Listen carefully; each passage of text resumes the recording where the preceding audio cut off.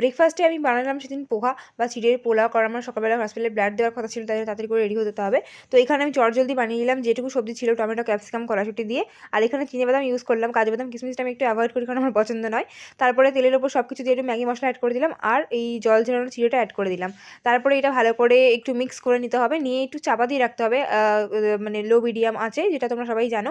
আর বাদামটা ভেজে দিয়ে অ্যাড করে দিলাম। লাস্ট যেটা অ্যাড করলাম মাস্ট, সেটাতে তোমরা থাকলে অ্যাড করবে আমার স্পেশাল মশলা পাপরিকা আর লেবুর রস, এটা দিলে কিন্তু টেস্ট আলাদা হয়ে যায়। তারপর চা সহজে খেয়ে নিলাম। আর অফিসে এসে লাঞ্চ করলাম, লাঞ্চ নিলাম একটা ভেজ থালি।